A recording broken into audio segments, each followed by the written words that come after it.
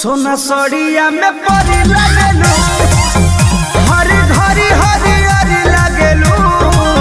सोना सड़िया में परी लगेलू, काला किसिया का जोड़ा नहीं थे, जले वाला मारा परी लगेलू। खट्टा मीठा रस भरी लगेलू, सोना सड़िया में